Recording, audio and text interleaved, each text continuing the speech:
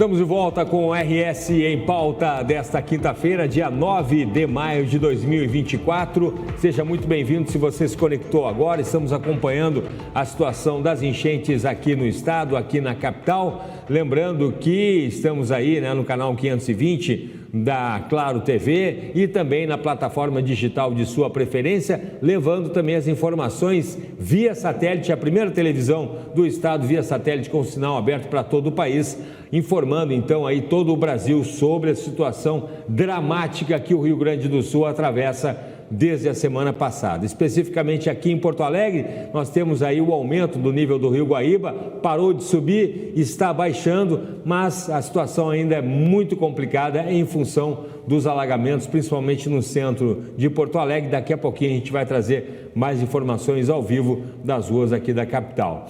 Uma outra situação que preocupa é, claro, a função aí dos serviços, do trabalho, das pessoas que estão trabalhando, das pessoas que não podem trabalhar. Tivemos pessoas que perderam tudo, pessoas que tiveram suas casas alagadas, os serviços interrompidos. E aí, como é que fica essa situação? O momento agora realmente é de salvar vidas, é de colocar essas pessoas em locais a salvo, de abrigar essas famílias, mas a preocupação também com a questão dos seus empregos. A gente está recebendo aqui o José Otávio Crespo, advogado, especialista em direito do trabalho, justamente para esclarecer essa situação, essa preocupação de quem está aflito agora, temendo aí pelas suas relações de trabalho. Doutor José Otávio, obrigado pela participação, seja muito bem-vindo, uma boa tarde na medida do possível, Na medida do possível, Infelizmente o nosso estado hoje, Porto Alegre, o nosso estado vive um estado de guerra, Cláudio? Uma destruição nunca antes vista, no nosso estado. Porto Alegre, não querendo fazer alarmismo, mas para quem não está aqui no Rio Grande do Sul, Porto Alegre está destruído, o Rio Grande do Sul está destruído, Uma situação nunca vista antes realmente, E a gente teve, eu estava conversando fora do ar com o doutor José Otávio em relação às relações de trabalho. A gente teve uma situação que acabamos de passar, o mundo inteiro passou pela questão da Covid-19, mas que teve um impacto justamente nas relações de trabalho, situação de calamidade. E aí aconteceram algumas flexibilizações emergenciais que aconteceram de forma emergencial. Mas isso para o trabalhador, de modo geral, não ficou muito claro. E agora a gente está vivendo, de novo, uma calamidade aqui no Rio Grande do Sul. Como é que fica aí, O que pode ser feito no sentido, e o que não pode ser feito no sentido, vamos começar falando sobre essa questão de 2022, da flexibilização do trabalho, doutor. O que aconteceu, Cláudio? Nós estávamos conversando aqui em off antes. Na verdade, com a pandemia, nos trouxe várias experiências, nós tivemos ali no bando da pandemia que facilitar ou flexibilizar direitos trabalhistas, para se manter um patamar mínimo de civilidade, Então, houve várias medidas provisórias, Em 2022, essas medidas provisórias foram compiladas, de uma certa forma, e foi criada uma lei, Foi criada a Lei 14.437, até trouxe uma colinha aqui, porque a gente nunca imaginou que fôssemos usar novamente essa legislação. E essa legislação, o que ela visa preservar? Emprego e renda. Então, ela visa preservar o trabalhador e visa preservar o empresário, o empreendedor também, mas dentro de patamares mínimos de civilidade. Porque eu tenho visto em redes sociais uma desinformação total, Óbvio, nós vivemos um momento de caos, mas inclusive nas redes sociais eu falei, nós não podemos esquecer que o trabalhador, ele depende do salário, a maioria do trabalhador, para viver, para comer, e as cobranças, os boletos, eles não vão deixar de existir, não vão deixar de ser feitos, Então nós temos essa legislação que ela flexibiliza uma série de direitos. Que tipo de direitos? Autoriza o teletrabalho, O que é o teletrabalho? É quando o trabalhador pode trabalhar de casa, que seria o home office, ou fora da empresa, manter as suas atividades através de meios telemáticos, Nós temos também a questão do banco de horas, a flexibilização do banco de horas, que tira todas aquelas travas que existem na legislação para se fazer um banco de horas, flexibiliza regras trabalhistas, Nós temos a antecipação de férias, isso é uma grande, porque aí ela flexibiliza para o trabalhador, mas para o empreendedor, para o empregador. O que acontece? Mesmo quando o empregado não trabalhou 12 meses, não teria direito às férias, e por conseguinte a empresa não poderia dar as férias. Então essa legislação autoriza o quê? Que se antecipe as férias, O empreendedor consegue dar as férias para o empregado, mas ele não vai pagar as férias agora. Então isso é uma grande, isso dá Pode descolar do pagamento exatamente, das ele vai dar as férias, por exemplo, vai dar as férias agora, é um sistema emergencial, vai dar as férias e vai pagar só quando ele retornar, até o 5º dia útil, quando ele retornar destas férias. Perfeito. É uma forma de dar um fôlego, né, para aquelas empresas que estão alagadas, embaixo d'água, né? Ao mesmo tempo também férias coletivas, que também tem uma série de restrições na normalidade, né? Vai se poder flexibilizar, ou seja, vai poder se dar férias coletivas para um determinado setor da empresa ou para todos os determinados setores, e também não vai se pagar agora as férias. Né? Da mesma forma, tanto nas férias individuais como nas férias coletivas, 1/3 que tem, porque todo trabalhador, quando recebe férias, é férias mais 1/3 condicional. Sim. Isso só vai pagar na data do 13º até 30 de novembro, também dá uma saúde, um tempo para respirar. Nós temos também o adiantamento de feriados, ou seja, nós temos uma série de feriados esse ano que nós temos. Então, o que o empreendedor pode... Não, nós vamos combinar, eu já vou te adiantar os feriados para que ele, né, não fique sem trabalhar, não fique em casa, porque a empresa não tem condições, mas fique já adiantando aqueles feriados que ele vai ter. Né? Então, são medidas que existem. Eu até fiz uma colinha, como eu te falei, essa lei a gente não estava... Outra coisa que tem hoje, a suspensão do recolhimento do FGTS por até 4 meses, né? O governo já liberou, inclusive tem uma trava que teria que ter um período de 12 meses para o saque, pelo que eu vi no site do Ministério do Trabalho, já está destravado, ou seja, vai se conseguir retirar, o trabalhador retirar. Não, isso é para a empresa não recolher, o trabalhador é o saque calamidade, que o trabalhador vai conseguir fazer o saque, né, até no valor de 6.200, e também não vai ter nenhuma trava que está prevista na legislação. Né? Tem também que o governo flexibilizou, que eu vi agora pela manhã, que é quem já está desempregado e estava recebendo seguro-desemprego, vão ter mais 2 parcelas de seguro-desemprego. Opa! Então isso já dá para aqueles que estão desempregados, né, saibam que vão ter mais 2 parcelas para receber extras, além daquilo que já estava previsto. Né, para dar também um fôlego para o trabalhador. E a questão do recolhimento do empregador, então, que está por 4 meses, ele está dispensado de recolher o FGTS. Porque tem essa responsabilidade. Tem que recolher todo mês 8% sobre o FGTS. Então, durante 4 meses, ele vai estar dispensado do recolhimento. Tem, então, essas duas questões. E para pagar, ele vai ter um período para parcelar esse atraso de 4 meses. Vai ter que pagar. Exatamente. Então, vai ter depois... O empregado não ficar desassistido. Então, ele vai ter também um parcelamento depois desses 4 meses que ele vai deixar de pagar. Perfeito. A gente vai continuar conversando. Eu vou pedir licença para o doutor José Otávio, porque a gente tem agora aqui o coordenador da Defesa Civil já aqui na nossa tela aqui. Coordenador, está me ouvindo? Boa tarde. Boa tarde, estou lhe ouvindo sim. Coordenador, como é que está a situação nesse momento, da situação nesse momento agora? A gente está ao vivo aí no município de Lajeado, município bastante atingido. Como é que está a situação nesse momento, coordenador? Boa tarde a todos. Nós estamos agora na rua, inclusive, né, fazendo alguns levantamentos. Estávamos com o pessoal fazendo algumas imagens com drones, né, para dimensionar o tamanho do problema aí. Estamos acompanhando, nós temos atualmente com 1.100 pessoas desabrigadas que estão alojadas em 8 ginásios, 8 pontos do município. Estamos dando todo o suporte para essas pessoas, né?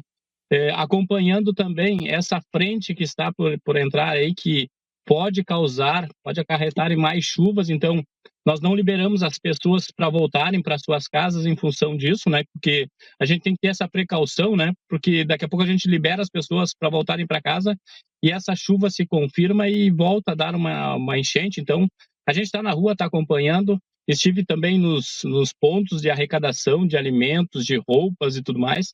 Então, a gente já está fazendo essa coleta e já está fazendo a distribuição nos bairros, né? Para aquelas pessoas que estão desalojadas, que estão na casa de parentes.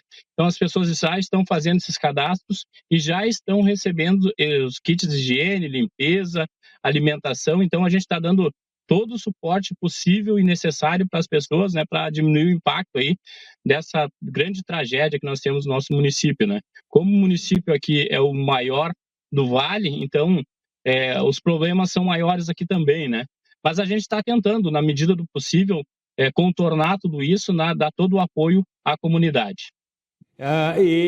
Samuel, como é que está a situação aí também? A gente viu aí a destruição dos acessos aí a Lajeado e arredores, né, das pontes. Como é que está a situação justamente até para levar essa ajuda para Lajeado do acesso à cidade nesse momento aí? Nós temos a BR-386, que é o nosso principal fluxo que nós temos aqui, né? Nós tínhamos alguns pontos de interdição, não só na ponte, mas também em direção à Soledade, a Passo Fundo, que foram vários pontos de quedas de barreira. Mas esse trecho agora, nesse momento, está liberado, segundo a Polícia Rodoviária Federal. É precário, né? Foi feito um improviso na ponte sobre o Rio Taquari. Então está o fluxo em meia pista, né? Então está fluindo, está liberado, mas não é com total fluidez, né? Então, na medida do possível, algumas vezes resulta em algum trânsito mais lento, mas está fluindo. Até porque eu acho que é o principal ponto de acesso, principalmente a região metropolitana e a região de Passo Fundo, Santa Maria. Nós temos a região, para quem sobe para Encantado, nós não temos acesso por Lajeado, teria que fazer pelo interior, aí, região de Colinas, mas aí também é só para veículos pequenos, não suporta aí veículos maiores, né? Então, em relação a Santa Cruz do Sul, está liberada a pista, consegue chegar tranquilamente a Santa Cruz, e os demais pontos aí, algumas quedas de barreira, mas está sendo contornado na medida possível, né? Estão sendo feitos alguns ajustes para que as pessoas tenham pelo menos um deslocamento para esses lugares, né? Aqui em Arroio do Meio, que é o nosso município vizinho, caíram as duas pontes de acesso. Então tem algumas embarcações pequenas que estão levando as pessoas, né? De uma ponta para outra ali para conseguir acessar de um município para o outro. Que situação. Bom, e a questão da infraestrutura aí para o atendimento, né? A questão de alimentos, a questão de água, a questão de energia elétrica, da infraestrutura do município. Como é que está a situação, Samuel? Está voltando aos poucos, né? Não foi totalmente restabelecido. A energia quase que totalmente, mas tem alguns pontos ainda por conta de quedas de casas mesmo, né? Então, alguns pontos estão sem energia. A água está retornando também aos poucos, está oscilando um pouquinho, né? Não está a 100%, mas aos poucos a comunidade consegue retornar lentamente, né, à sua rotina. Então, nesse momento, tem luz na cidade, tem água também, tem água potável. Nós estamos recebendo bastante mantimento, bastante material que vem de fora, então já estamos fazendo essa distribuição na comunidade também, com relação às cestas básicas, a kits de higiene, a kit de limpeza. Então, está vindo conforme está chegando para nós. Nós já estamos fazendo essa distribuição para atender a comunidade, né? Perfeito, perfeito. Samuel, olha, situação bastante complicada, né? A gente estava falando com Santa Maria, é a mesma situação de Lajeado aí, que atende também, né? Lajeado atende as cidades vizinhas, a maior cidade aí da região do Vale do Taquari. Então é um trabalho, além de atender a própria cidade, tem que atender as cidades vizinhas, né? Só imagino também aí o esforço aí de todo, não só da Defesa Civil, mas também dos voluntários, né, Samuel? Queiroz, né? Não, mas realmente nós estamos com um esforço bem concentrado aqui, inclusive as aeronaves e todo o suporte está em Lajeado, né? Então nós temos um centro regional aqui que está funcionando em Lajeado, até porque não tem muitos acessos aos outros pontos, né? Tá bem difícil o acesso a essas localidades. Então a base toda está aqui em Lajeado, está junto ao Corpo de Bombeiros. Então nós temos Polícia Rodoviária Federal, Polícia Rodoviária Estadual, a Defesa Civil, enfim, todos os órgãos do Estado e inclusive do Governo Federal estão aqui, Exército, Marinha, Aeronáutica, então estão aqui dando esse suporte, né? E aí vão sendo feitas essas atribuições aí, na medida do possível, a gente repassando aos municípios menores aqui. Certo. Samuel, obrigado por conversar com a gente, viu? Força aí, o que precisar, pode contar com a gente aqui para dar esse apoio aí para o Vale do Taquari, para Lajeado, para cidades aí ao redor, tá bom? A gente agradece mais uma vez também a colaboração da imprensa, a colaboração das pessoas que estão ajudando de uma forma ou de outra. Essa ajuda é sempre bem-vinda. Nós temos vários voluntários que vieram de vários pontos, não só do estado, mas do país também, que estão auxiliando. Então, a gente agradece de coração essas pessoas, porque a gente sabe que é um trabalho muito importante que eles estão fazendo aqui e que vai refletir na frente, né, para a comunidade aqui que foi muito afetada. Tá certo. Obrigado. Um abraço para toda a equipe aí, tá bom? Obrigado. Vamos lá, vamos adiante, né? Eu mando um abraço em especial para minha querida Univates, onde eu sou professor lá de jornalismo, né? No Vale do Taquari, Universidade do Vale do Taquari, bastante afetada também, né? Um grande abraço para todos os colegas lá, o Vanderlei de Brito, que é o nosso coordenador lá do curso de jornalismo da nossa querida Univates, lá em Lajeado. Um grande abraço para o corpo docente lá, para os meus colegas professores da Universidade lá do Vale do Taquari, a Univates. Vamos adiante, estou conversando justamente também aqui com o Dr. José Otávio Crespo sobre as relações de trabalho, né? A gente estava falando ali sobre a questão do fundo de garantia e o Dr. José Otávio estava trazendo uma informação, vou só retomar ali, sobre a questão do seguro-desemprego para quem está desempregado e estava recebendo uma informação que saiu agora de manhã, o seguro-desemprego. Vamos só retomar dali, agradecendo já a participação de novo do Dr. José Otávio. Seguro-desemprego, então, teve mais teve uma alteração. Pelo Ministério do Trabalho e Emprego, que todo trabalhador que já está desempregado, que receberia, né, já vê quando ele faz lá o seguro-desemprego, ele já sabe quantas parcelas ele irá receber.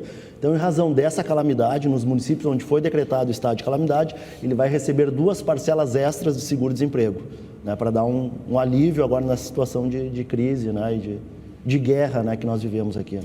A gente tem a situação também de muita gente que pergunta assim, o sujeito não pôde trabalhar, a casa está alagada e tal, daí fica a preocupação, você é demitido ali, né? Também essa preocupação. Sim, também existe. É grande. É o que nós conversamos antes. Na CLT não tem previsão nenhuma, né, de questões climáticas, de calamidade, não existe essa previsão. Sim. E na lei que nós estávamos comentando aqui não traz essa previsão. Mas aí se usa o bom senso, né? Sim. É óbvio que um trabalhador que perdeu a casa, que não tem transporte público ou que o trabalho está alagado, ele não tem como ir trabalhar, não tem né? acesso. Não tem acesso, ou ele ou está num abrigo, ele não tem como ir trabalhar, né? Óbvio que vai ter que negociar a questão dos descontos, né? Porque não tem também como abonar a falta. Agora, não tem como aplicar uma justa causa, né? Nem por desídia, que seria as faltas renitentes, né?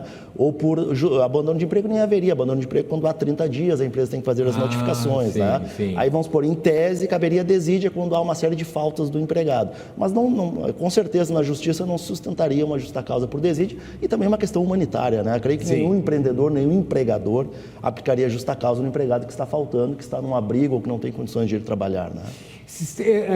Esses dias ainda lembrei do Dr. José Otávio Crespo uma questão interessante sobre um atestado. Uma mãe que teve a filha diagnosticada com dengue e pediu, ela trabalha num hospital e pediu para ficar com a filha em casa cuidando da filha de 2 aninhos que foi diagnosticada com dengue.